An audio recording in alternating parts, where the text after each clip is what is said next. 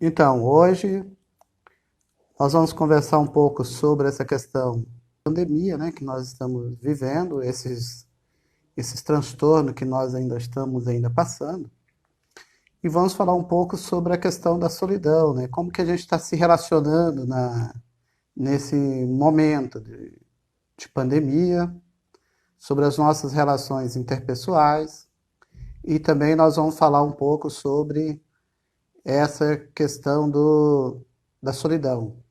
Então, eu abordarei 3 pontos na nossa live de hoje, ok?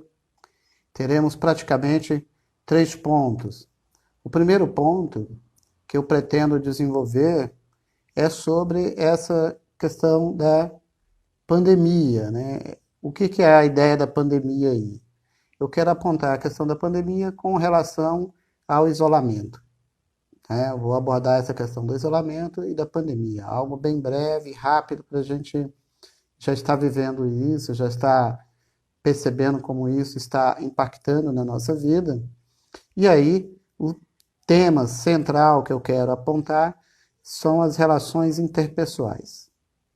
Essas relações, como que andam as nossas relações em casa? Como a minha relação com os meus pais, como andam as minhas relações na empresa, como andam as relações com meus amigos, né? Então eu vou tratar dessas formas de relações, né? Como a pandemia pode estar afetando ou impactando isso, e além disso, não só a questão da pandemia, como nós também podemos estar é, realmente lidando com esses tipos de relacionamentos, né? Então a gente vai vendo que a pandemia ela vai distanciando as pessoas, né? E ao mesmo tempo, um único modo que nós usamos para ficarmos mais perto dos outros é a tecnologia, né? E nesse sentido, por exemplo, nós vamos desenvolvendo vários costumes, vários hábitos, né? Nossa, várias formas. Por exemplo, uma delas, as pessoas que são mais introspectivas, elas tendem a desenvolver essa introspecção com mais tempo, ficar mais tempo sozinho, né? E aí começa a ter também, nesse momento de pandemia, a gente vai vendo, né, que esse isolamento, a gente vai percebendo que a gente vai criando quase que uma certa neurose. Nós vamos ficando assim, meio distante das pessoas, as pessoas vão chegando perto da gente, a gente vai ficando mais longe delas, porque a gente não sabe se ela tem vírus ou se não tem. Então nós vamos ficando meio assim, assustados com a situação. E aí eu quero dizer para vocês que o modo que nós encontramos para vencer essa barreira, né, foi a tecnologia. Isso que é positivo, né, para nós. Então a tecnologia ela tem sido fundamental para a gente encurtar a distância, né, para trazer as pessoas que estão longe para perto. No entanto, a gente vai percebendo que essas relações interpessoais, a gente vai começando agora a ficar mais perto da gente mesmo e começando a observar os nossos comportamentos, os nossos medos, as nossas emoções, as nossas tristezas, as nossas angústias. Isso vai ficando mais comum, mais perto da nossa vida, porque nós passamos a observar isso com mais frequência, né? Começamos o tempo inteiro. E quando a gente não observa, sem dúvida nenhuma, o corpo já aponta para nós. O corpo vai sendo esse termômetro para dizer para nós que, olha, tem algo errado. Então, o corpo solicita que a gente descanse, o corpo é, vai criando, trazendo um certo cansaço, né? E a gente vai perceber, então, que parece que nós vamos, então, ficando cada vez mais à mercê dessas coisas externas, né? E aí é interessante uma coisa que eu quero apresentar hoje. Como que essas relações interpessoais estão acontecendo em casa, né? Então, em primeiro lugar, eu quero dizer para vocês o seguinte: nós nascemos numa família, né? E que estavam lá os nossos pais, que tinham um projeto de vida deles, né? Os pais têm um projeto de vida, cada pessoa da família tinha o seu projeto de vida. Então tá lá o seu João Batista, né? Ele tinha um projeto de vida dele. E esse seu João Batista, ele não tinha filho, e quando esse São João Batista era criança, ele também teve problemas com a sua mãe, com seu pai, né? Com as pessoas com quem lidava. Agora que ele ficou maior, né, e vai formando a sua família, o seu João ele vai criando, então, vai nascendo os filhos dele.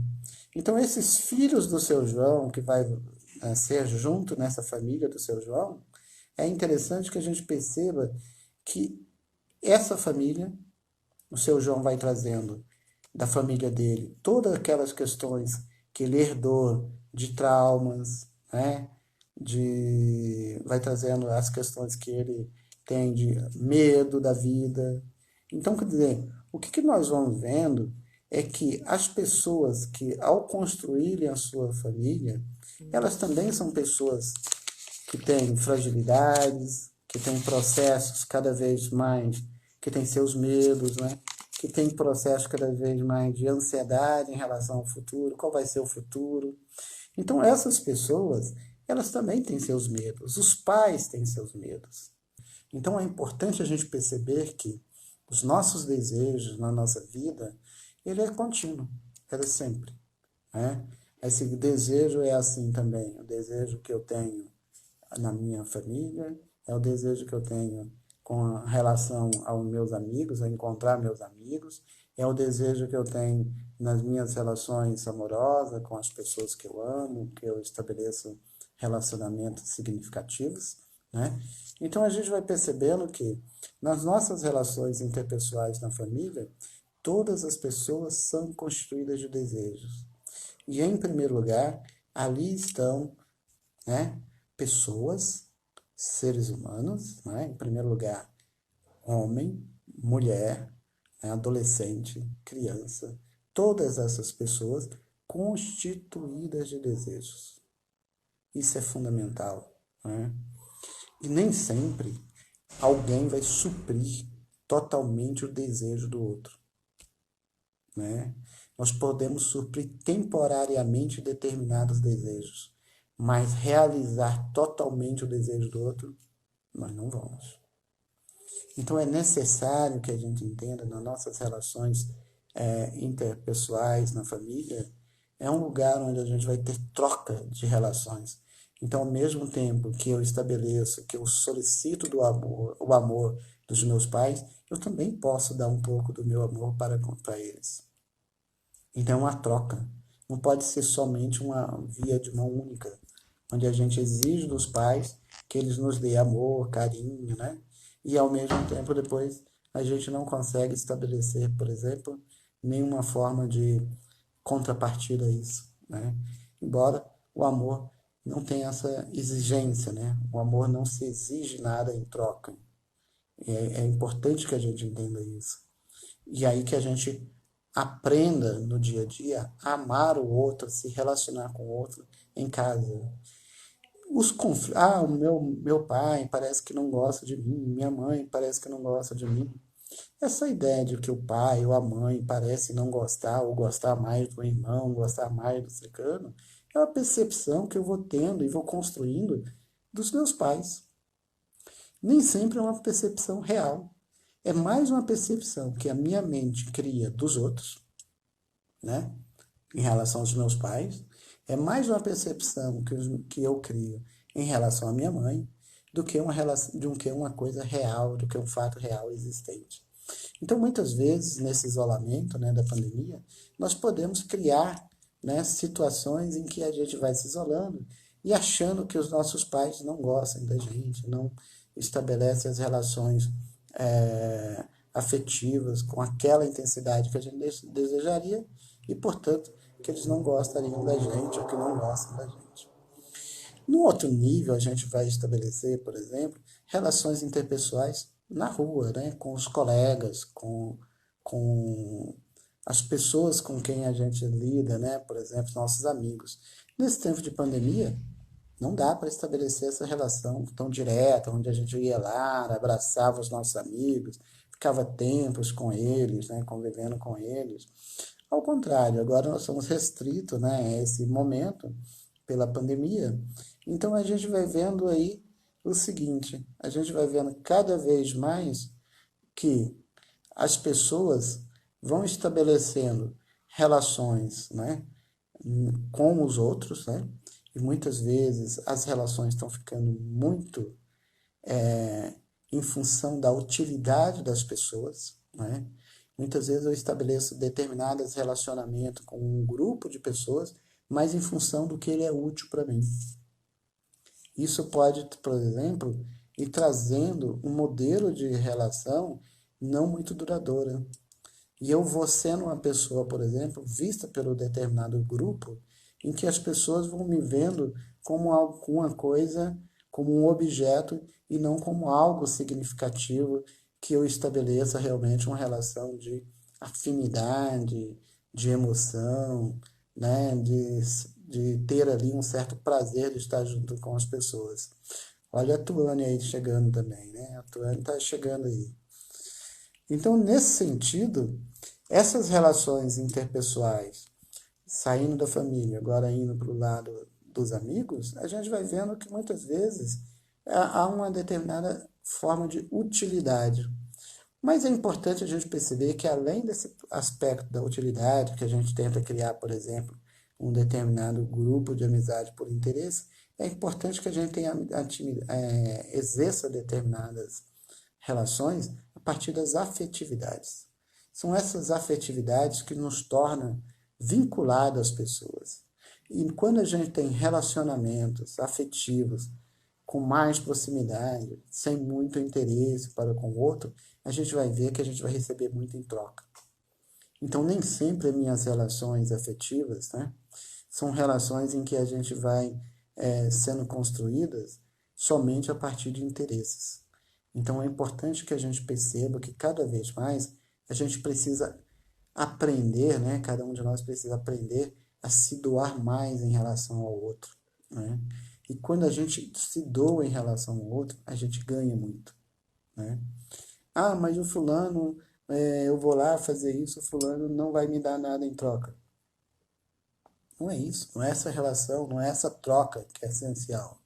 O essencial é estar ali perto da pessoa e ela perceber que você é amigo dela, que você está ali na sua relação e você confia nela, ela confia em você. É esse tipo de relacionamento que é positivo, que passa a ser significativo na sociedade e que pode modificar as relações interpessoais na sociedade. A outra forma de relação, né, que além dessa relação familiar e da relação de amizade, são as relações nos empregos, nos serviços, né, no lugar onde a gente trabalha. É importante que a gente estabeleça esses vínculos, né, afetivos nesses lugares onde a gente trabalha. Por quê? Porque esse lugar onde a gente trabalha não pode ser visto somente como um lugar em que a gente está ali uma relação de conflito, de chefe e empregado, né? De patrão e empregado. Não. A relação ali é uma relação em que as pessoas possam crescer, possam se desenvolver cada vez mais. As pessoas nos seus trabalhos, elas podem se relacionar com pessoas totalmente diferentes do seu comportamento, né? Nós precisamos entender que nós somos um ser em desenvolvimento e, portanto, em processo de humanização, ok? E aí é fundamental para a nossa vida esse autoconhecimento. Autoconhecimento de quê? Quais são os meus limites da minha existência? Até que ponto eu consigo, né, aceitar determinadas críticas e vê-las como positivas para melhorar enquanto pessoa? Até que ponto também eu consigo estabelecer ou construir para com o outro críticas positivas que possa auxiliar no processo de desenvolvimento do outro, sem humilhar as pessoas, sem estabelecer uma relação de superioridade absoluta e de inferioridade absoluta, né? Então, esse é o processo que é positivo. As relações interpessoais, no trabalho, em casa, com os amigos, eles devem estar sempre permeados pelo processo da afetividade. Afetividade daquilo que eu tenho. E se eu não tenho, é necessário que eu aprenda a desenvolver isso, né? É necessário que eu aprenda a desenvolver. E como que eu vou desenvolvendo? Eu vou desenvolvendo a partir do momento em que eu vou me doando para o outro. Eu vou saindo um pouco desse meu ego, né? Quem me impede muito de ter uma relação interpessoal mais positiva em relação aos outros é o meu ego. Por quê? O meu ego sempre aponta a ideia da competição e a ideia da utilidade. Pode ter certeza. Todo momento em que a gente está estabelecendo um determinado relacionamento interpessoal, a gente vai perceber lá que a figura número um que aparece, tanto na minha pessoa quanto na pessoa do outro, são os nossos egos. Eles levantam a bandeira, né? Aí hoje eu vou encerrando essa live por aqui. A semana que vem farei nova live na quinta-feira, às 8 horas. Tá bom? Muito obrigado por que participaram, contribuíram com as suas opiniões. E a semana que vem a gente volta às 8 horas com nova live, com um novo tema.